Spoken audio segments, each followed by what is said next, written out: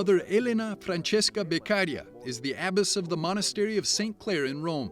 EWTN Vatican sat down with her for a conversation on serving the poor, the importance of silence in the modern world, and helping people to find Christ.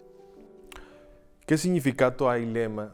What is the meaning of the dilemma of turning away from the poor, considering that there is also a poverty that is not only material? Per I poveri di questo anno.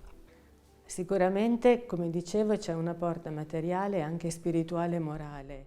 Certainly, as I was saying, there is a material, spiritual, and moral aspect to keeping the monastery door open, and the sense of welcoming those in need of a listening ear. We see that it is difficult to find someone who listens today, and if someone does, they often charge for it. Therefore, we prefer to invest this listening with the mark of gratuitousness. However, I also want to emphasize that it is very important for us not to avert our gaze from the sister next to us who is also in poverty. Our cloistered life involves very close relationships, always the same, without the possibility of escape, because we are here 365 days a year, 24 hours a day together. And among us too there is poverty. Poverty of character, moments of hardship that the sisters experience. At the moment there are 26 of us, ranging in age from 29 to 97 years, each with her own challenges and life experiences. It is crucial to listen to each other, to mutually welcome and support one another. It would be trivial to welcome those who live outside and then turn away from the sister beside me, who needs me in many ways. That's it. What advice would you give to people listening from home to improve our interpersonal relationships? Io parlo da contemplativa, quindi dico, I speak as a contemplative, so I say, first of all, by listening to the Lord, dedicating time to listening to Him in prayer.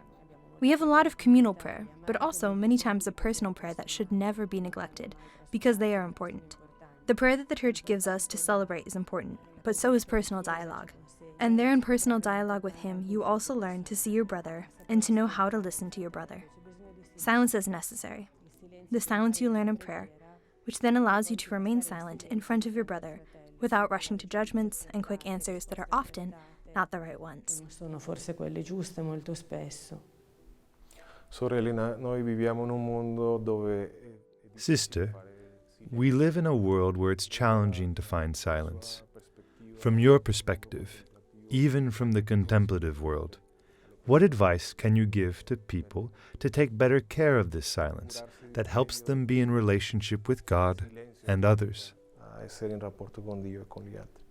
Sì, vedo che è difficile, vedo che chi viene a pregare con noi... Yes, I see that it's difficult. I notice that those who come to pray with us often find it challenging. They say it's like hard work. It took them 2 or 3 days to learn to be silent. So, I imagine that silence is demanding because it confronts you with yourself. As I mentioned earlier, we are not always capable of listening to ourselves. We prefer not to listen and not to see what is inside of us. The advice I give is to take it slowly. That is, don't give up trying, perhaps with short periods, without expecting too much progress initially, because it can be discouraging. It can even be tiring. But a few extra minutes each day, and then you learn to spend even an hour in silence before Him. Many lay people who come to pray do it with us.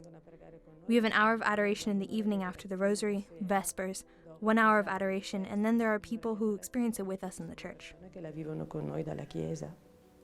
Sorella, lei ha parlato delle persone. Sister, you spoke about people who may have considered taking their own lives or have lost a sense of purpose. Could you offer a word of comfort to these individuals? Conforto a queste persone. Ma l'unica speranza è Gesù. But the only hope is Jesus. I speak also from personal experience. The Lord gave meaning to my life. He allows you to glimpse a different possible horizon. It's the word of the gospel and the person of Jesus entering your life.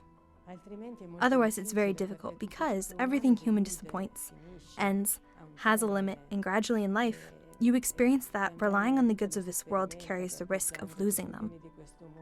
The only one who truly remains always is the Lord, and what comes from Him.